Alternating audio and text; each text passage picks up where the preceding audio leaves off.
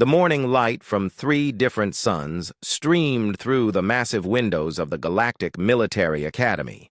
Tae-Min Park sat in the back row of the lecture hall, his dark eyes focused on the holographic display that flickered to life in the center of the room. Around him, cadets from dozens of different worlds shifted in their seats, their various forms creating a rainbow of colors and shapes that would have amazed anyone from old Earth. Commander Veltar stood at the front of the classroom, his reptilian scales catching the light as he moved. The Vorthak was nearly 8 feet tall, with arms that could crush a human skull without effort, but his voice was calm and measured as he began the day's lesson. Today they would study one of the most famous battles in galactic history, a fight that had saved millions of lives and changed the course of the war against the hegemony. The Battle of Kepler Station, Commander Veltar announced, his forked tongue flicking out as he spoke. 15 years ago, this engagement showed us what a single pilot could accomplish when faced with impossible odds. The hologram came alive, with bright lights and moving ships. Tae-Min watched as the recreation began, showing a massive space station orbiting a blue-green world. Civilian transports were fleeing from the station in long lines, carrying refugees to safety. But approaching fast was a hegemony war fleet, their black ships like hungry predators closing in for the kill. So-Young Kim, another human cadet, sat 2 seats away from Tae-Min. She leaned forward with interest, her short black hair falling across her face as she studied the display. Like most humans at the Academy, she knew this story well, but seeing it recreated in such detail was still impressive. The hegemony fleet consisted of 37 warships, Commander Veltar continued. They had come to destroy Kepler Station and kill the 2 million civilians who had not yet escaped. The station's defenses were minimal, and the evacuation ships were defenseless. In the hologram, the civilian ships looked tiny compared to the approaching war fleet. Tae-Min could see the fear that must have filled those transport ships, packed with families and children who just wanted to reach safety. The hegemony ships were close enough now that their weapons could be seen charging up, ready to turn the evacuation into a massacre. Kira, a crystalline being from the Zephyr system, made a soft, chiming sound of distress. Her translucent blue form reflected the light from the hologram as she watched the approaching danger. Next to her, Throm flexed all 4 of his arms nervously. The Qatari warrior was used to battle, but the sight of civilians in danger always made him uncomfortable. Then, Commander Veltar said, a single human fighter launched from the station. The hologram showed a small ship emerging from Kepler Station's docking bay. It was barely larger than a ground vehicle, armed with only basic weapons and protected by light shields. Against 37 warships, it looked like a joke, a gesture of defiance that would last maybe 30 seconds before being destroyed. But the small fighter did not fly toward the enemy fleet and die quickly. Instead, it began to move in ways that made the alien cadets gasp with surprise. The pilot flew between the hegemony ships, never staying in one place long enough for their weapons to lock on. He fired at their engines, their weapon systems, their communications arrays, always hitting exactly where it would cause the most damage. The pilot's name was recorded as Lieutenant Tae-Min Park, Commander Veltar said, reading from his notes. Age 19, from the human colony of New Sol.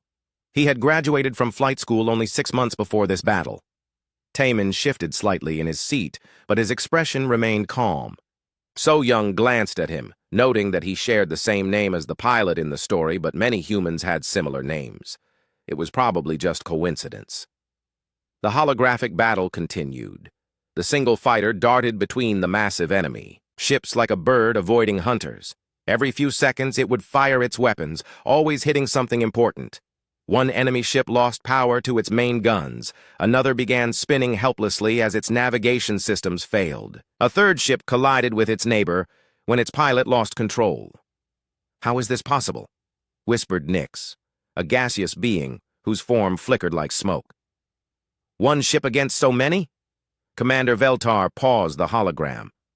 "This is what made humans so valuable to the Alliance during the war. They think differently than we do. Where we see impossible odds, they see opportunities.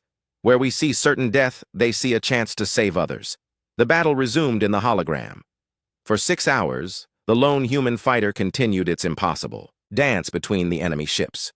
The pilot seemed to know exactly where each enemy would fire before they did it. He anticipated their movements, their tactics, their attempts to surround him. Every minute that passed allowed more civilian ships to escape to safety. But the small fighter was taking damage. Its shields flickered and failed. Smoke poured from its engines. The pilot was wounded, flying on determination alone as his ship fell apart around him. The evacuation was almost complete, Commander Veltar said. 98% of the civilians had reached safety. But the hegemony commander had grown tired of being embarrassed by a single human pilot. He ordered all remaining ships to focus their fire on the fighter, regardless of the cost. In the hologram, every enemy ship turned toward the small human fighter.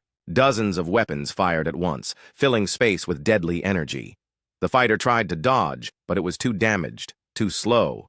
The pilot was trapped. Taemin watched himself die. The memory was still clear in his mind, even after 15 years.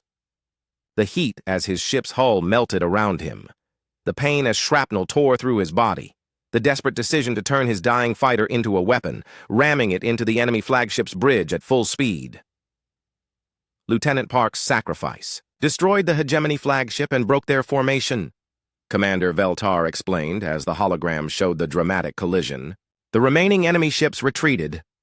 2 million civilians lived because one human chose to die for them. The alien cadets sat in respectful silence. This was the kind of story they had all grown up hearing about humans. Impossible victories, won through courage and sacrifice. Heroes who threw themselves into certain death to save others. Questions? Commander Veltar asked. Kira raised one crystalline hand. Why did he do it? The pilot could have retreated when his ship was damaged. He could have saved himself. That, said Commander Veltar, is what makes humans unique among all the species of the galaxy. They will sacrifice themselves for strangers without hesitation. It is both their greatest strength and their greatest weakness. The lesson ended, and cadets began gathering their materials and filing out of the classroom. The hologram faded away, leaving only empty air where the famous battle had played out once again. Taemin remained in his seat for a moment, staring at the space where he had watched himself die. The memory was always painful, not because of the death itself, but because of everything that came after. The things they had done to bring him back. The price he had paid to live again. That was me, he said quietly, the words barely audible. So-Young Kim had been walking past his row when she heard him speak. She stopped, turning to look at him with confusion. What did you say? Taemin looked up at her, meeting her eyes. For a moment, she saw something there that made her step back. Pain deeper than any 19-year-old should carry. Knowledge that came from experiences no cadet should have. Nothing, he said, standing up and gathering his books. Just thinking, out loud. But So-Young had heard him clearly. He had said, that was me, and now, looking at his face, she began to wonder if it was possible. The pilot in the story had been named Taemin Park. This cadet was named Taemin Park.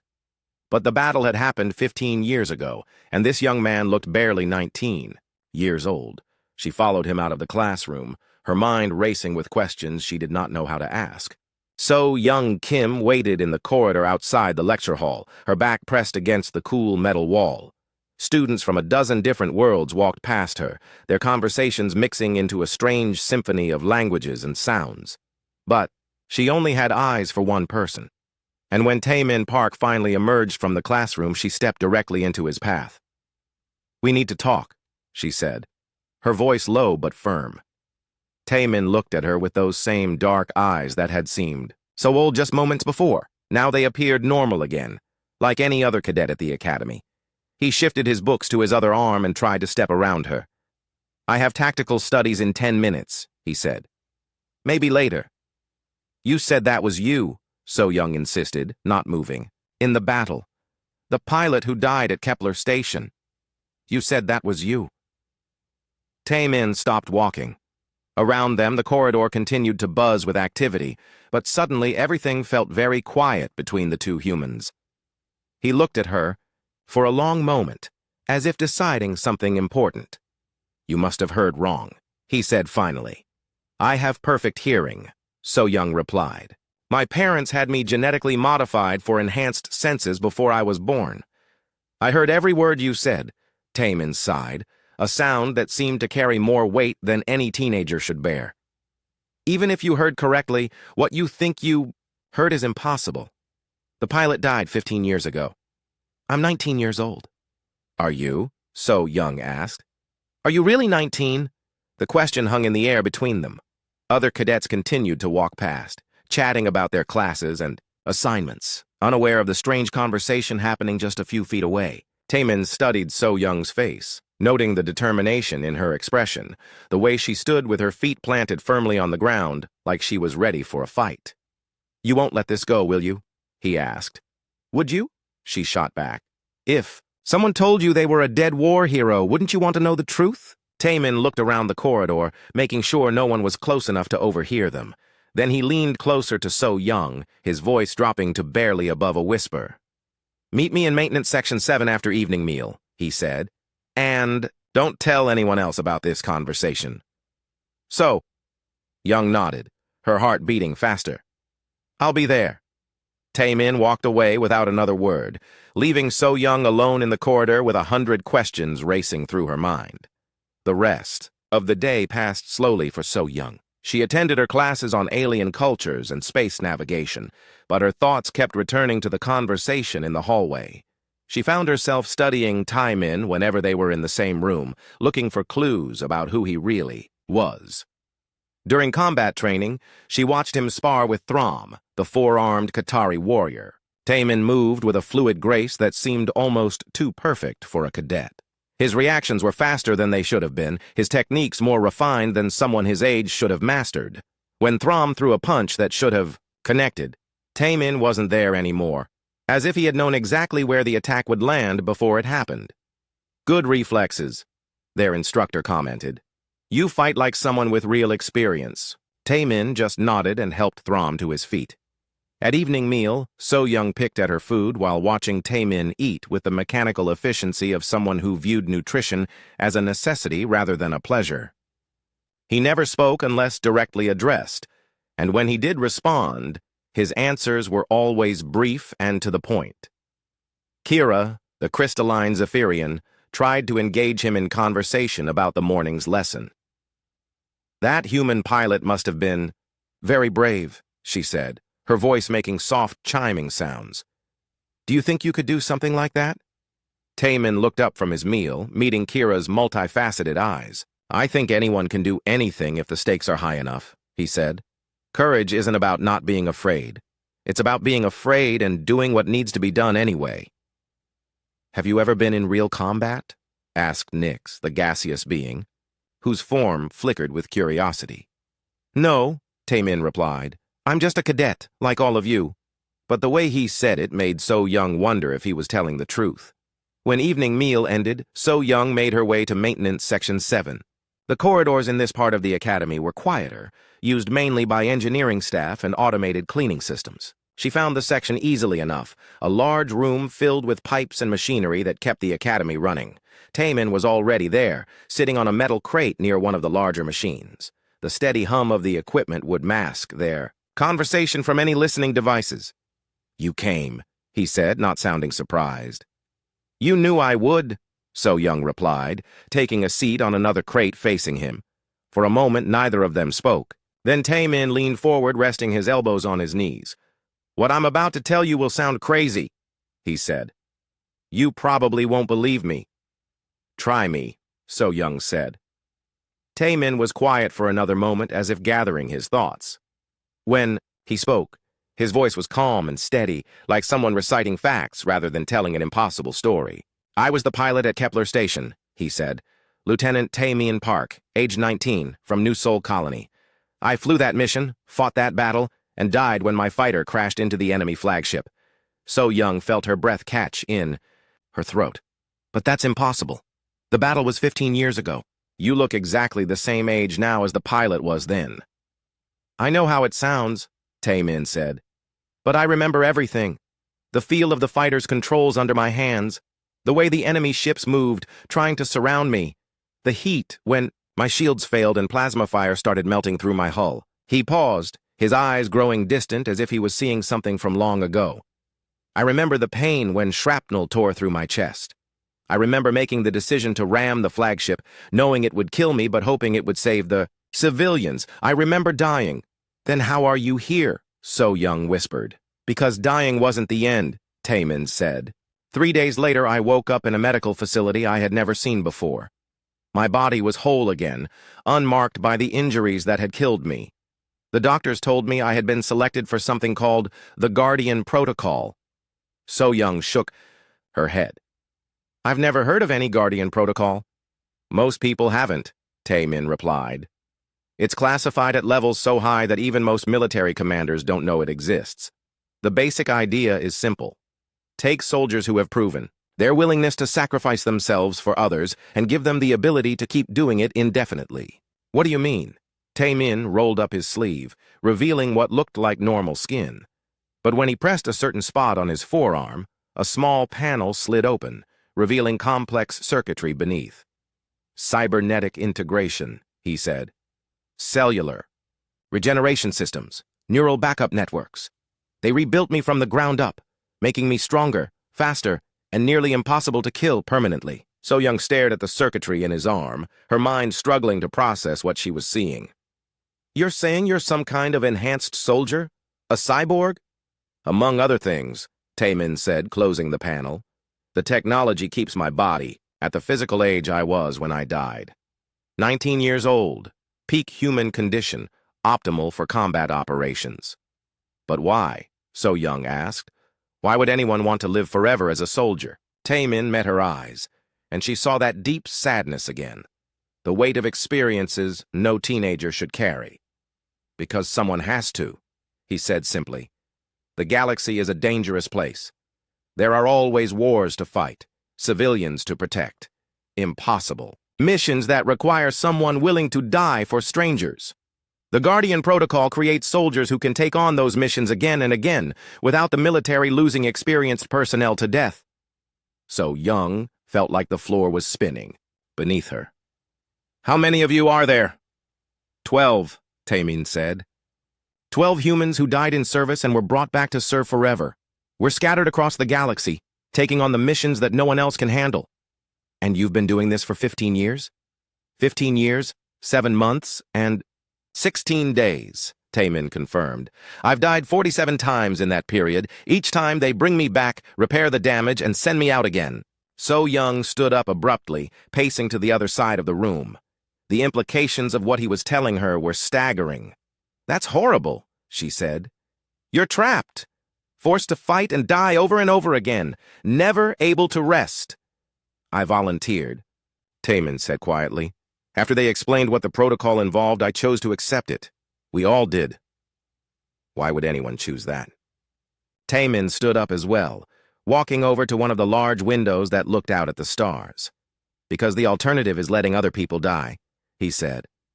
Good people. Innocent people. Families with children who just want to live their lives in peace. He turned back to face her. Every mission I take, every time I die, it means someone else gets to go home to their family. That seems like a fair trade to me. So, Young stared at him, seeing him clearly for the first time. This wasn't a 19-year-old cadet pretending to be brave. This was a soldier who had fought in dozens of battles, who had died nearly 50 times in service to others, who carried the weight of 15 years of impossible experiences. Why are you telling me this? She asked. Because you asked, Taemin said. So Young Kim could not sleep that night. She lay in her small dormitory room, staring at the ceiling while her mind raced with everything Taemin had told her. Part of her wanted to believe it was all an elaborate joke, but the look in his eyes had been too real, too filled with genuine pain and exhaustion. By morning, she had made a decision. She found Taemin in the academy's dining hall, sitting alone as usual while other cadets chatted and laughed around him. She slid into the seat across from him, lowering her voice so only he could hear. I believe you, she said simply. Taemin looked up from his breakfast, studying her face. That might not be a good thing, he replied. Believing in impossible things can be dangerous. Then prove it, So Young said. If you really are who you say you are, then prove it to the academy. Staff, let them scan you, test you, whatever they need to do. You don't understand. Taemin shook his head. The Guardian Protocol is classified. If I reveal myself, there will be consequences, not just for me, but for the entire program. Maybe it's time for consequences, So Young said firmly. Maybe people deserve to know the truth about what humans are really doing out there. Before Taemin could respond, their conversation was interrupted by a commotion at the entrance to the dining hall. Commander Veltar had entered, along with several other instructors So Young did not recognize. The reptilian commander's eyes swept the room until they found Taemin, and then he began walking directly toward their table. "Cadet Park, Commander," Veltar said when he reached them. "Please come with us." Taemin stood slowly, his expression calm but resigned. "May I ask what this is about, Commander?" "There have been some questions raised about your background," Veltar replied. "Questions that require investigation." So Young felt her stomach drop. Someone else must have overheard their conversation yesterday, or perhaps the Academy had monitoring systems she was not aware of. Either way, it seemed like Taemin's secret was about to be exposed whether he wanted it or not. They were led to a part of the Academy So Young had never seen before, deep underground where the walls were lined with advanced scanning equipment and monitoring devices. The room they entered was sterile and white, with a single chair in the center surrounded by machines that hummed with energy. Dr. Chin was waiting for them, her insectoid form clicking nervously as she adjusted various controls on the scanning equipment. The Zephyrian researcher was known throughout the Academy for her expertise in alien biology and technology, but So Young had never seen her look so concerned. "Please sit," Dr. Chin said to Taemin, indicating the chair in the center of the room. Admiral Zorks floated nearby, his gaseous form shifting colors as he observed the proceedings. The ancient being rarely left his environmental chamber, so his presence here indicated that whatever was happening was considered extremely important. "What exactly are you looking for?"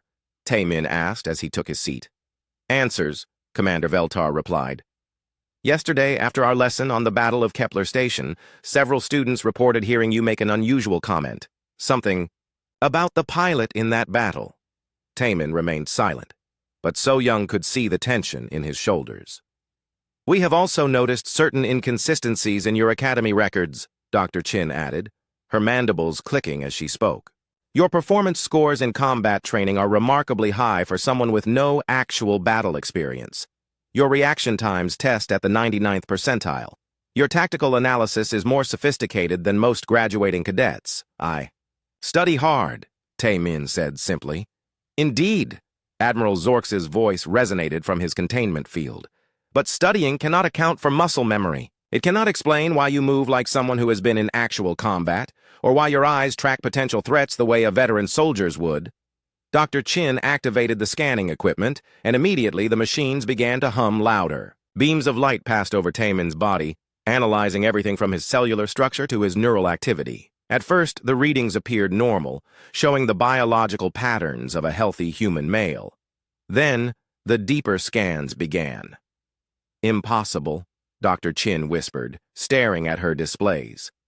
The screens showed Taemin's internal structure, but it was unlike anything they had ever seen in a human.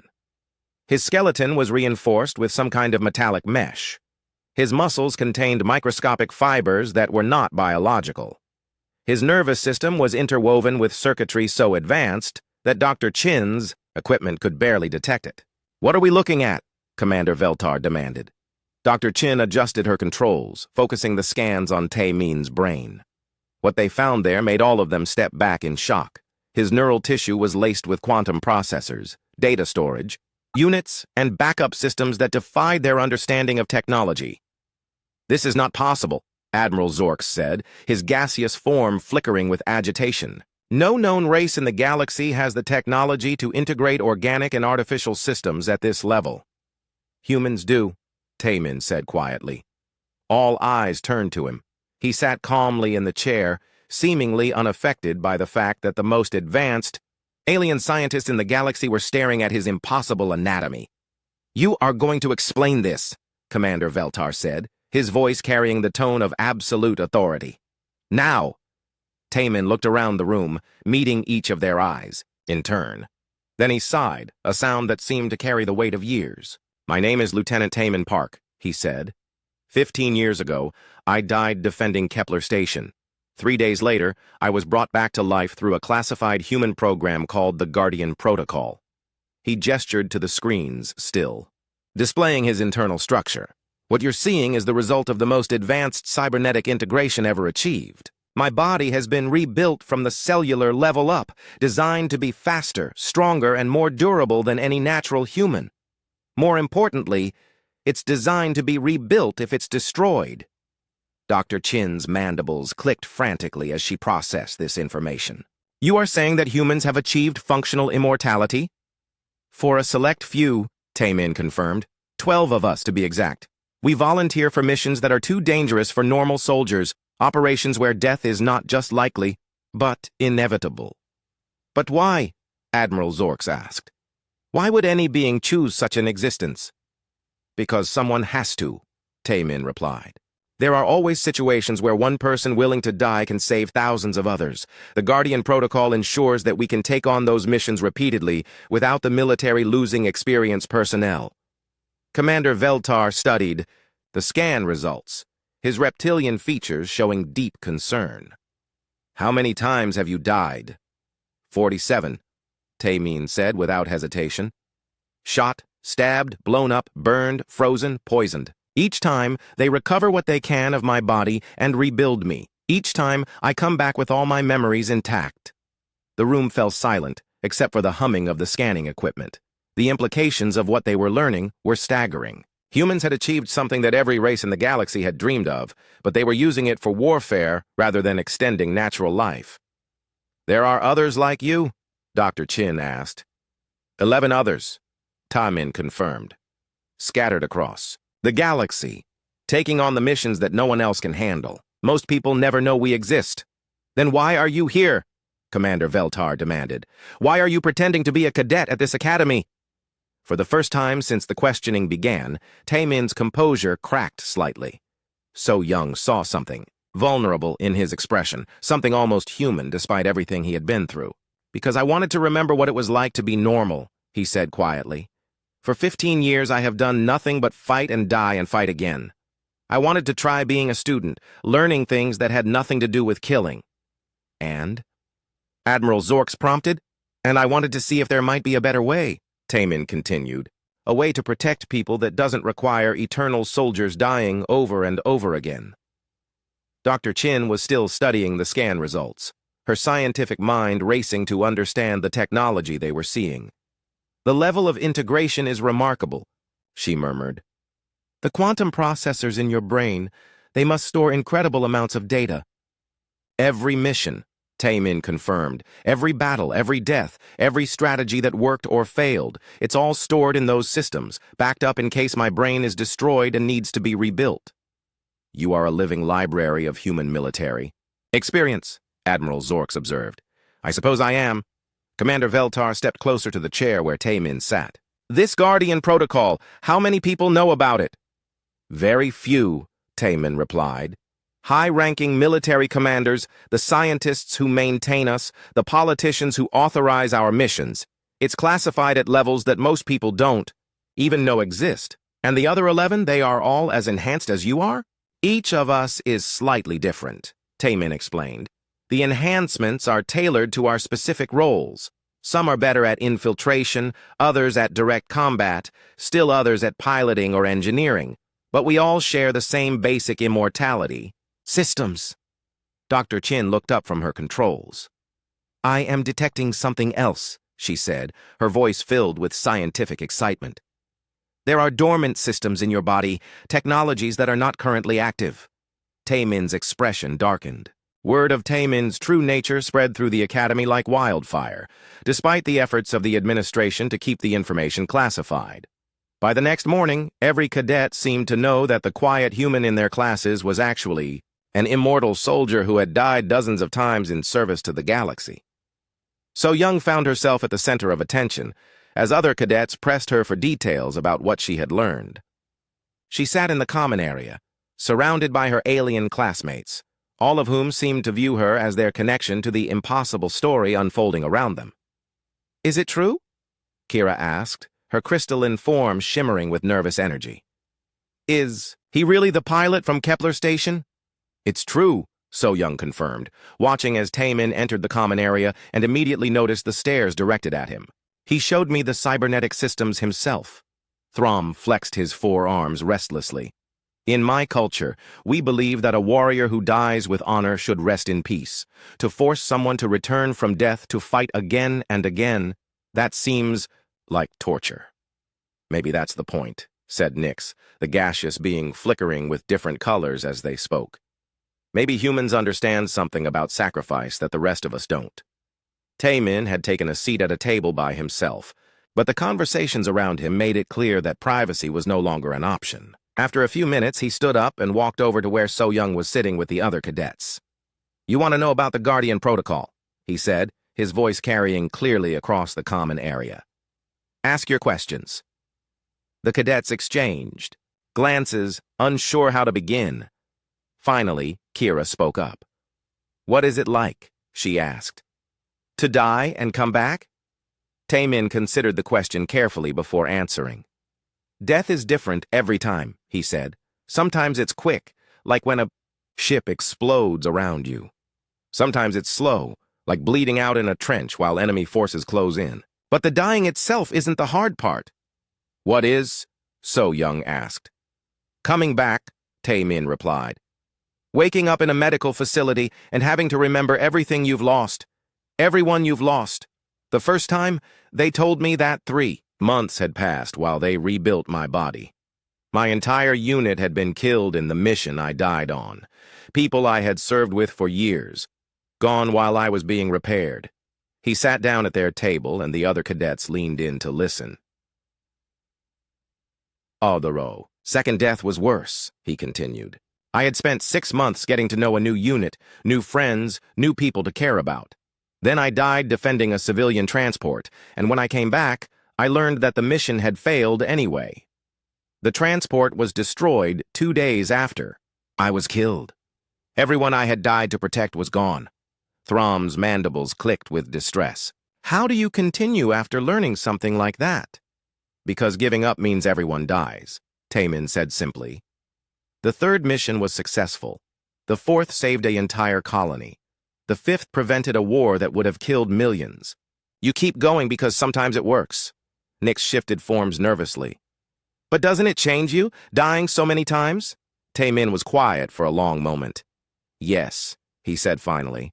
"It changes you. Each death leaves marks that don't show up on medical scans. Each time you come back, you're a little less human than you were before." "In what way?" So Young asked. "You stop forming deep attachments," Taemin explained.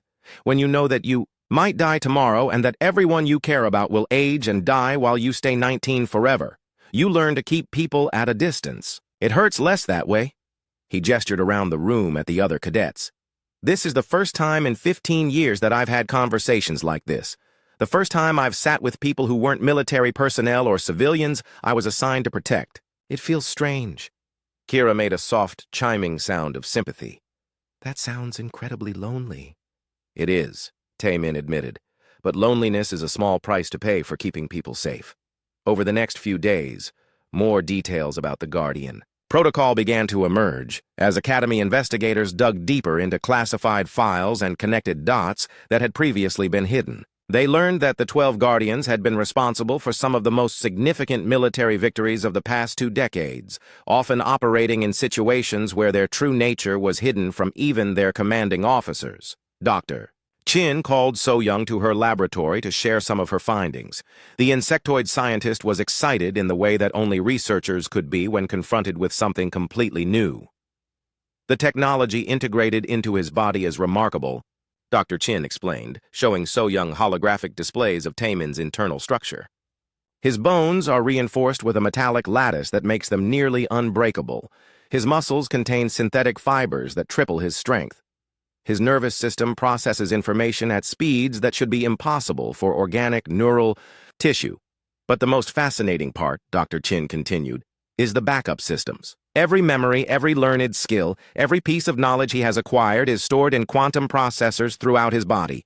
If his brain is destroyed, these systems can rebuild his personality and memories perfectly." So, Young stared at the displays, trying to understand the implications. So he really is immortal?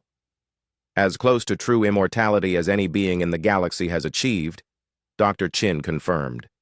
The only way to permanently kill him would be to completely vaporize his body, leaving nothing for the backup systems to work with. Has that ever happened? To him or the other Guardians? Dr. Chin's mandibles clicked thoughtfully. According to the classified files we've accessed, 2 of the original Guardians have been lost permanently. One was caught in the explosion of a star that went supernova. The other was captured by enemies who spent months systematically destroying every part of his body. So Young felt sick. That's horrible.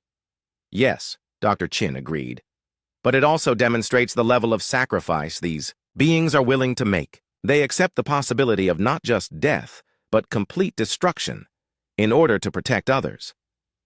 That evening, So Young found Taemin in the Academy's observation deck, standing alone before the massive windows that looked out at the stars. She approached him quietly, not wanting to disturb his solitude if he preferred to be alone. "Do you regret it?" she asked when she reached him. "Regret what?" Taemin replied without turning around. "Accepting the Guardian Protocol. Choosing to become immortal." Taemin was quiet for a long time, staring out at the distant galaxies visible through the window. "I regret the things I've had to do," he said finally.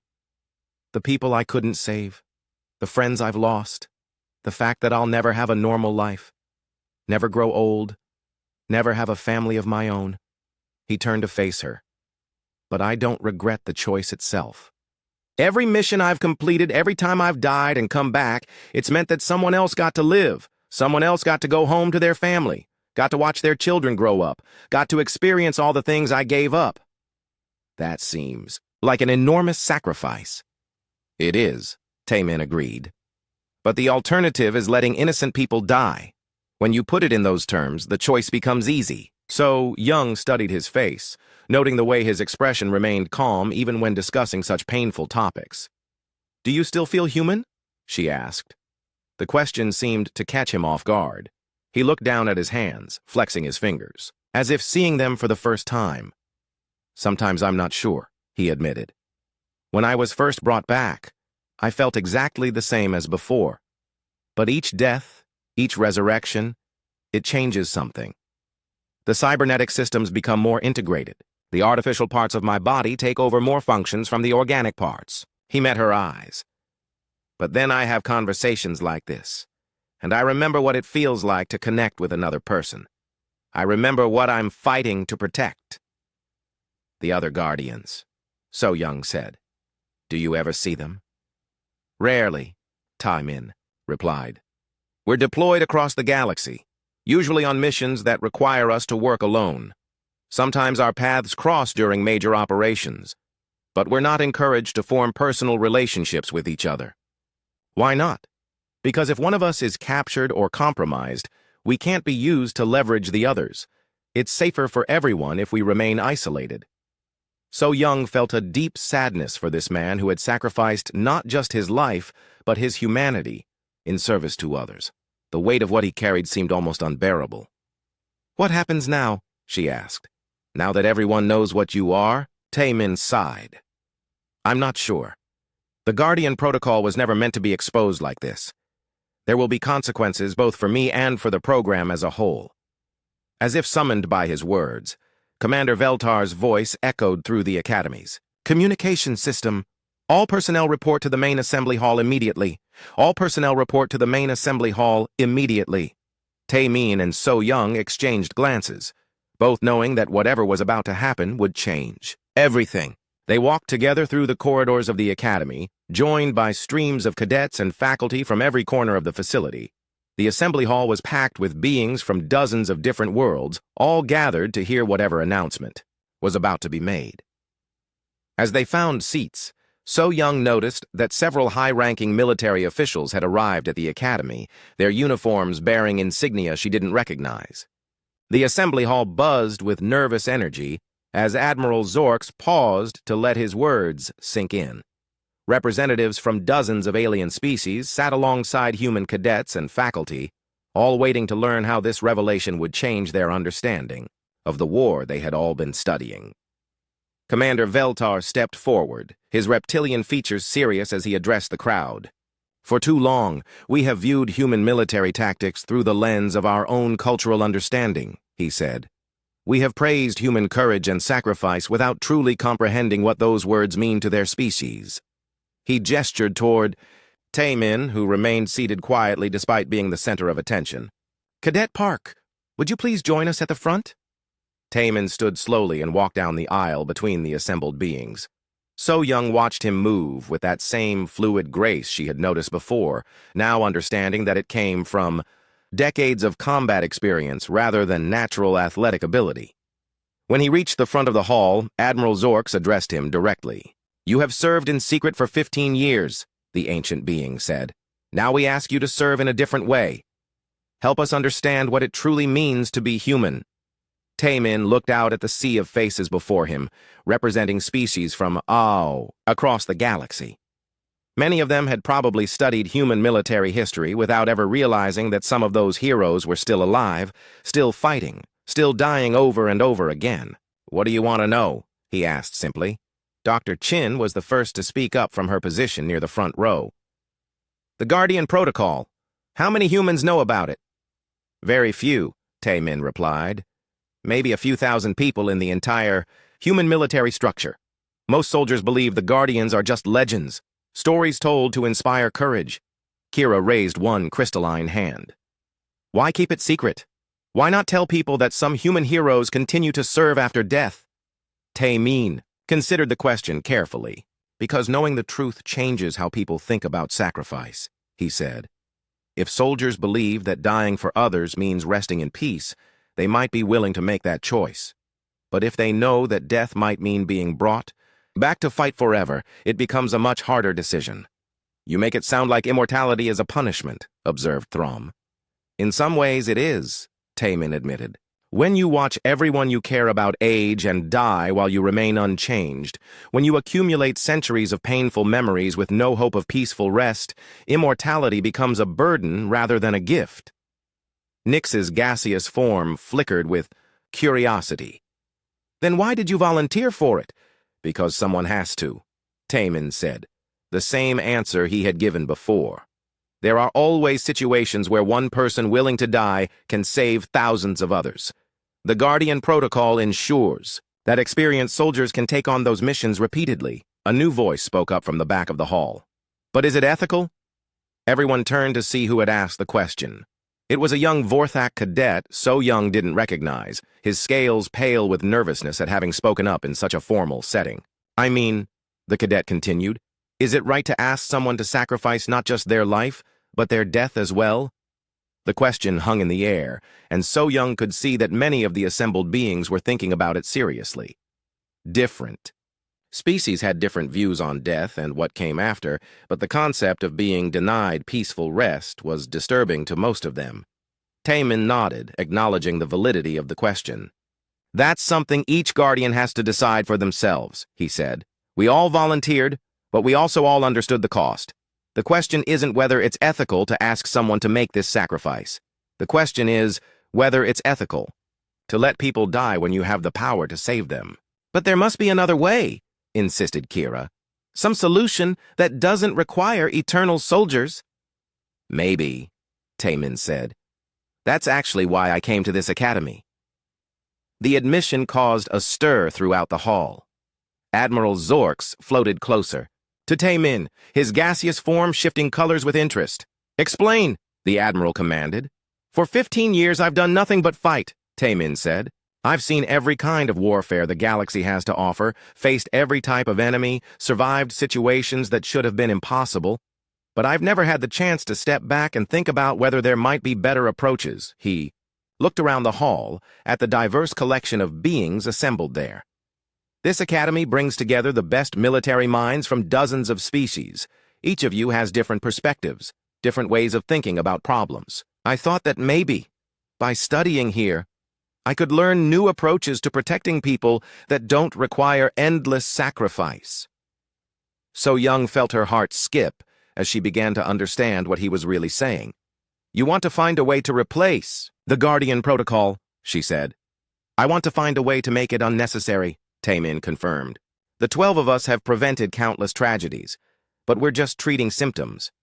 If we could address the root causes of conflict, if we could find ways to resolve disputes without warfare, then maybe future soldiers wouldn't need to choose between letting people die and dying forever themselves.